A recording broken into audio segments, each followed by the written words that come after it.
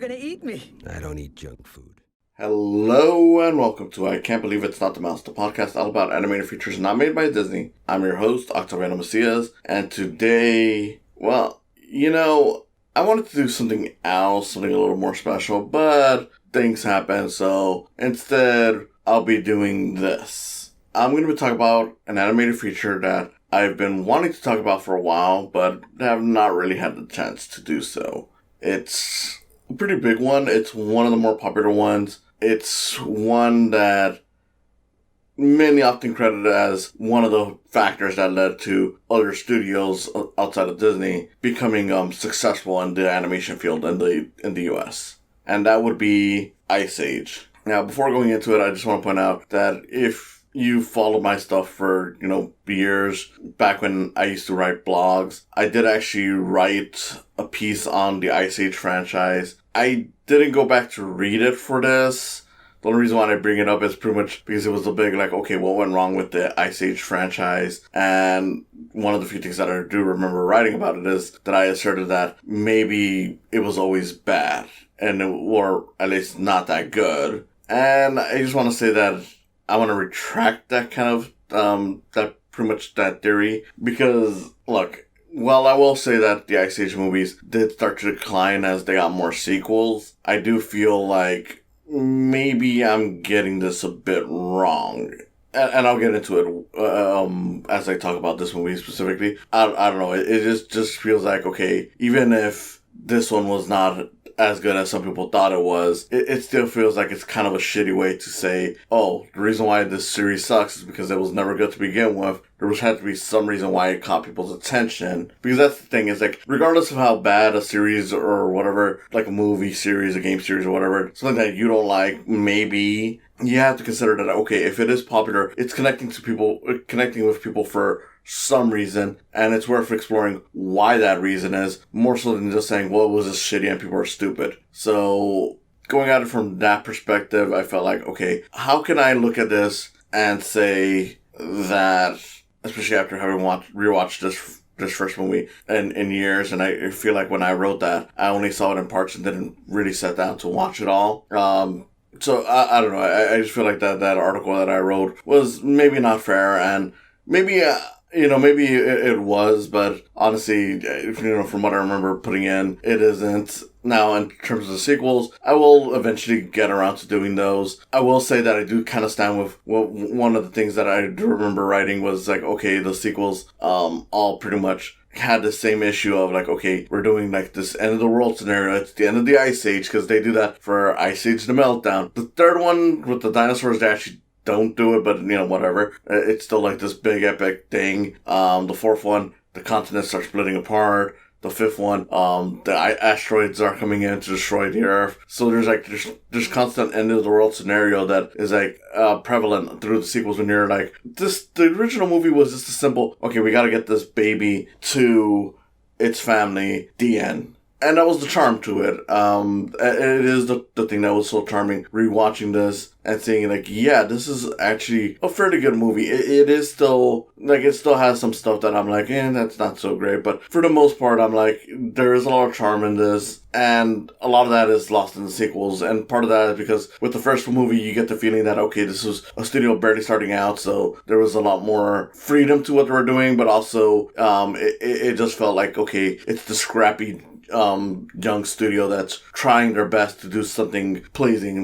Not all of it works, but it does feel like they're at least trying. Whereas when you get to the sequels, since this thing became a mega hit, they got more money to burn, and it's less about okay, we're trying to put out something special, and more about okay, we gotta put out more adventures with these characters because, families like them, and, we gotta sell it. And I can't say I totally disrespect that. I get that, if you make something that sells, by all means sell it. But, there is a loss in quality because of that. And that kind of sucks. But yeah, that's my general thing. Again, I will get into the sequels because, granted, I haven't seen these movies in a while. But I do remember at least having some enjoyment on the second one, some enjoyment on the third one. I know that they were trash, but they did have their moments where it's okay, they're trying at least. It's a little bit of fun. By the fourth one, I just, it just drifted away. The fifth one was pretty much just there. Like, the only thing that really saves the sequels consistently is Scrat himself, the little prehistoric squirrel that eats the animal. Not really eats. He did eventually eat it because, I'm recording this right after Blue Sky finally released like the final thing that they did, which is a bit where Scrat finally gets that nut. But yeah, that was, cute. And it honestly sucks that they had to go the way they did just because Disney bought them off. But, hey, whatever. It happens. But yeah, that's the one thing that was consistent throughout the sequels, is that Scrat was always funny. So at the very least on that front, I'm like, okay, I get why some people might pay to watch these movies. Because it's like, look, even if it's just 10-minute Scrat short against the, 90-minute movie, at the very least, that's a very funny short. MVP of the Ice Age franchise. But going back to Ice Age 1, what exactly made the first Ice Age so special? And I like to think of it as it being what was said to one of the writers, because like one of the writers who ended up writing the sequels as well. So I don't know, I guess, definitely it was a whole money thing. But one of the writers was like, look, I can't write for this. I don't write for kids' movies. And basically Fox was just like, well, then don't write for a kids' movie. Write a good movie. And you can see that, because even though this is definitely a family movie, it's something that you can take your kids to watch. It's the kind of thing where it's like the characters are all talking and acting in ways that you would find like in an adult movie, or what some people would consider adult movies. Because that's the thing, it's like a lot of people are weird about what's considered to be an adult movie. I mean, of course, they're the ones that are mainly for adults, but in terms of, you'll have movies that are like, I know this, I love the Avengers, for example. I love the Avengers movies. I love the Fast and Furious movies. But those, at their heart, would be considered kids movies if they were animated. But because they're live action, with, all the action and the comedy and all that stuff, it gets turned into a movie that's okay for adults to watch. And that's kind of where this one is at. Like, if you were to make it live action with actual people, and they kind of did, because realistically, this is just a remake. Not a one-to-one, but it is essentially a remake of Three Men and a Baby. There's literally 3 men and a baby, only they're animals now. And most people would be like, oh yeah, that's, a movie that, grown-ups can watch. Even though kids can watch it too. And that's the thing, is you got a lot of movies that, would be considered grown-up movies that kids can watch. I mean, for example, I saw Citizen Kane, one of the greatest, if not the greatest movie, according to some people, of all time. As a kid, I was like 9 or 10 years old when I seeked that out, because I was a big fan of cinema. And yeah, people, wouldn't say like, oh, that's a movie for kids, even though there's nothing really wrong for it for a kid to watch. I mean, there's certain things that, kids won't fully get. That's true. But that's true of anything. And that's kind of how this movie plays out, is that with a lot of the dialogue and the way the characters act, it's like, yeah, as a kid, you see goofy animals saying goofy shit, but as an adult, you actually find a lot of charm in the way they talk to each other, because it's done in a way where it doesn't feel like it's dumbing itself down. Like, of course, none of the characters are saying anything that's really inappropriate, but you're like, okay, I see what you're saying now. Like, with Sid, acting kind of horny early on, like, like he, tries to hook up with some chicks with the baby, and then, yeah, Manny basically trying to tell him, like, hey, look, if you find a girl, you hold on to her and be, you be dear to her. Don't just, swing around with any lady. And it's like, okay, yeah, as a kid, that some of that stuff does register, but for the most part, once you're an adult, that's when you fully start realizing, oh, okay, that's what they're saying. And yeah, that's generally it. It's just that it is, filled with good writing. Like, even though this movie, of course, has the scrap bits, and they're actually more toned down than the sequels do, because outside of the opening and the ending, most of the scrap bits are just quick, like 10-second non sequiturs. Like, they're literally like, okay, end of scene. Here's the little, Scrat, and he's doing something stupid, or occasionally he encounters the main characters, and it's just for a quick gag. But realistically, it's not like the sequels where there's like almost a whole short story around his character going throughout, because it's just the opening. And I know partially because he was added in more throughout the movie because of test screenings where people really liked the intro with him, so they're like, okay, we gotta put him in more of the movie. But yeah, it's the Scrat stuff is funny, but it doesn't it's not saving the movie like it does for the sequels, because you do find a lot of charm in these characters and how they bond with each other. You have Manny, the mammoth, who's voiced by Ray Romano, great in it. John Leguizamo as Sid, again, great, and I can totally understand why he would want to do more of these, just because it is a fun character, and the voice that he creates out of it is fun. Diego, voiced by Dennis Leary, who's probably the one that, maybe, as much as, I got nothing against Dennis Leary in this, but maybe it was right for the people behind us to kill his character off, because originally, and the movie kind of makes more sense once you see it from that perspective, originally his character was not supposed to live at the end. He was supposed to sacrifice himself, and that would be it, but Dennis Leary convinced the people that, hey, no, he should live, kids would be sad if he died, which I get his standpoint. I'm not saying that I don't get his standpoint on that. It's just that once you get to the sequels, it kind of feels like, okay, he has less and less to do compared to the other characters, at least from what I remember, because the second movie, it's like, okay, so with that, it's like, oh, he has a fear of water, and that's kind of what his arc is. The third one is like, oh, he doesn't feel like he's a predator anymore, which, I mean, that's actually not a bad arc to have, but it feels kind of like a repeat of what happened in 2, only this time, instead of being scared of water, he's scared of, losing his touch.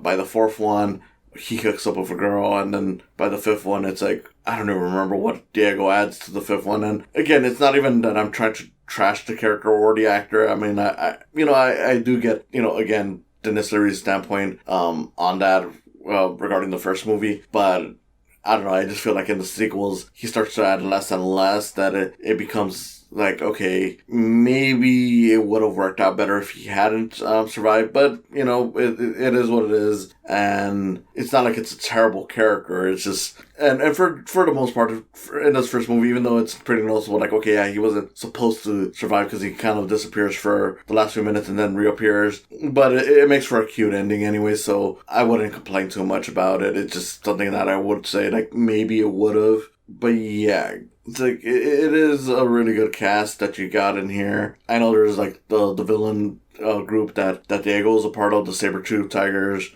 who are led by, like a vicious leader.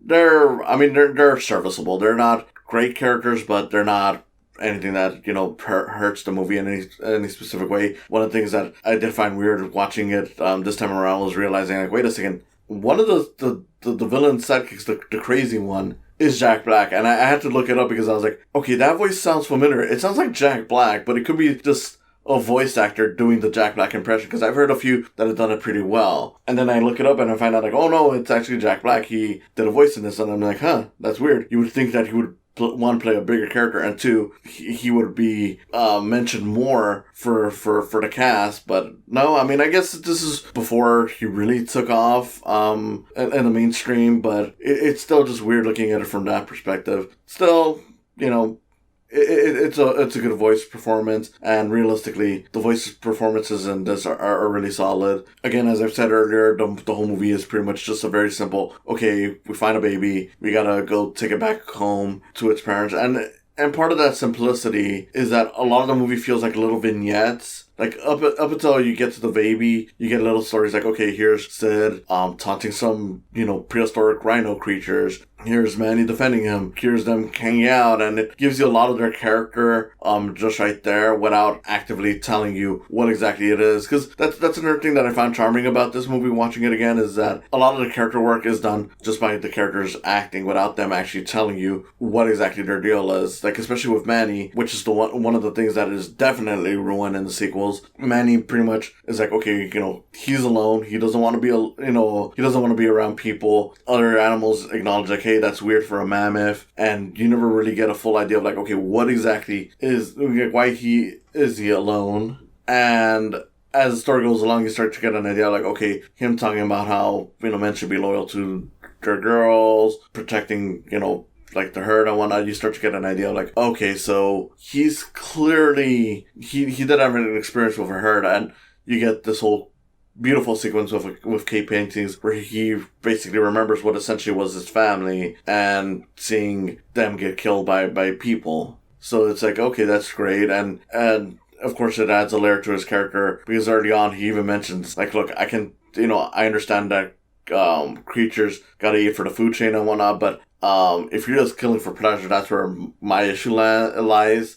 So that kind of feels like it's built upon the whole human thing, because of course he's trying to take this baby back to the humans, and it's not like he's even fully against it. Like, of course at first he's hesitant to do it, but as it goes along, he does, like, okay, he's gonna do this regardless of whether or not if there's a danger to him. So that's kind of neat. Which, of course, the whole baby thing ties into Diego's story as well, where Diego has to get it for his leader, because the leader pretty much is like, okay, well, these humans killed one of our own, so we got to do an eye for an eye, and let's get his baby and kill it just to get some proper revenge. Of course, Diego eventually betrays his group because he starts to bond with Manny and Sid, and this is one area where I think it is kind of messy, in that in terms of him bonding with the two characters, that's actually fairly well done in the movie. What isn't as well done is that you don't see enough reason in terms of him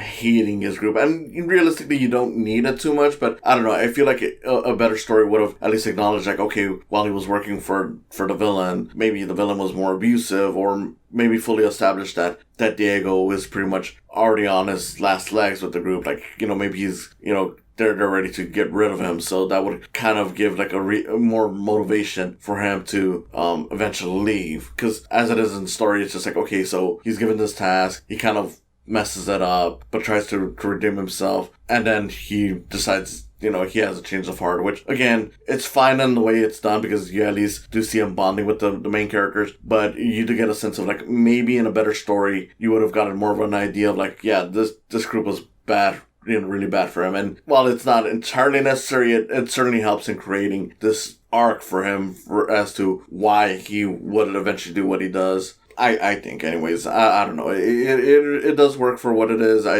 just feel like it could have been done a little better. And while we're talking about the characters, what's just to get back to him, like, I think it's a really great performance. John Leguizamo definitely sells it.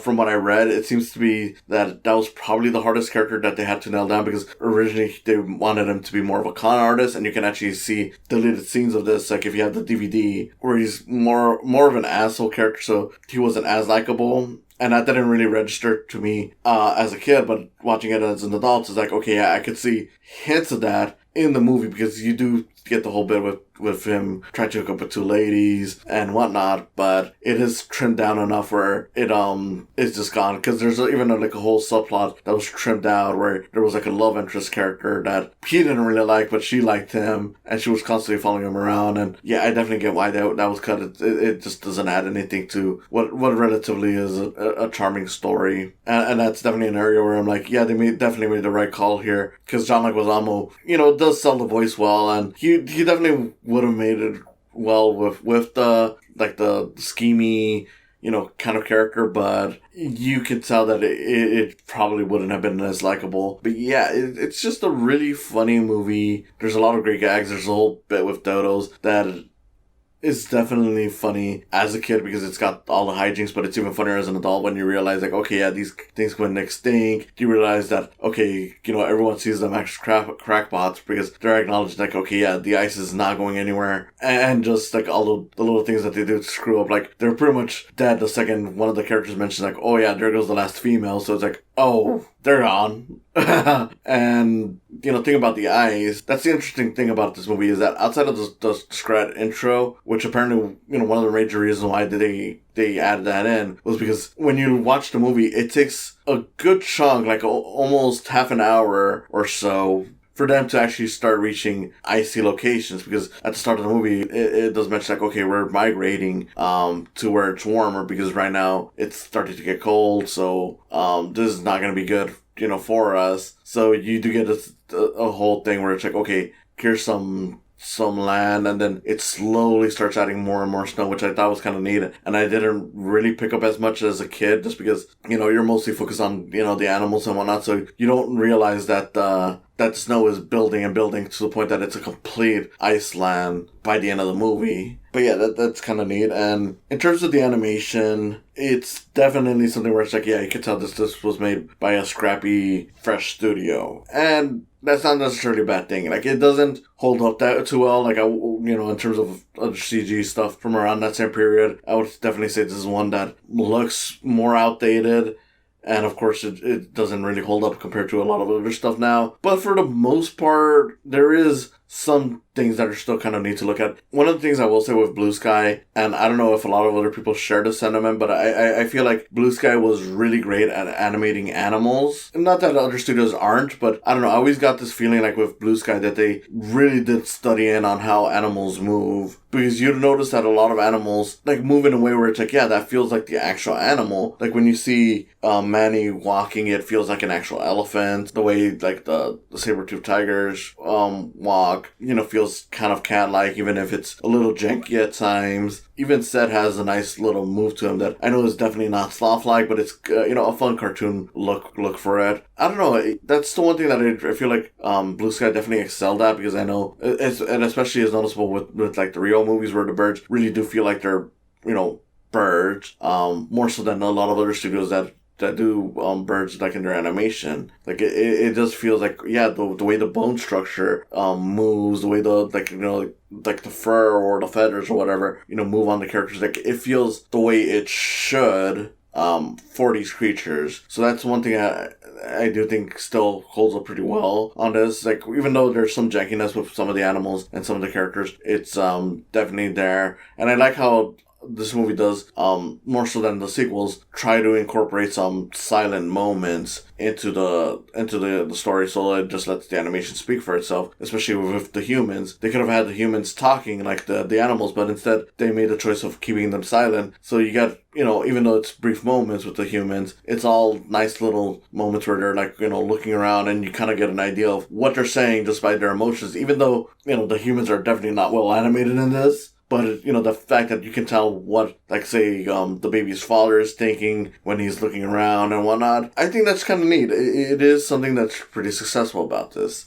So, yeah, Ice Age, funny movie. It's got a great cast. It is well written. The animation isn't perfect, but for what it's worth, it does hold up pretty well. I don't know, I just dug it a lot more than I remember when I saw it as a kid, seeing it years ago, and I'm like, okay, yeah, I can see why this was a special thing. And I could actually see how sequels could have worked for this. It's just that they ended up constantly doing this end of the world scenario and focusing on adding a bunch of characters, adding love interest to those characters, and it's just like, I don't know, you lost the charm of how this movie was allowed to be quiet at sometimes. It was allowed to be adults just talking like adults, even if they weren't, saying swears or saying things that were inappropriate in front of kids. They are talking like adults. You lost a lot of the subtlety from the characters in terms of how their arc progresses. The only thing that you really kept and further enhanced was just Scrat itself, which great Scrat is a funny character, but it would have been nice if they could have kept these characters as being, as well done as they were here. So, I don't know. I'll do the sequels someday. I'm not going to do it right away, but I do hope that there is more charm than I'm giving it credit for. I'm hoping that 2 and 3 hold up in some way for me. 4 and 5, the last times I saw it, I didn't really like it, but maybe I find something new. But at the very least, for this first one, undeniable, great movie. I can understand why this and Shrek are often credited as the movies that, prove that other studios could succeed outside of Disney. It was pretty much like a 1-2 punch. And yeah, obviously, most people have watched it, but if you haven't, watch it. If you've watched it, but it's been years, watch it again. It's a fun movie. Yeah, it's just a really solid movie. So I just want to say thank you for listening. This has been Octaviano Macias. I hope you see me again next time. Whoa! Woo! Yeah! Who's up for round 2?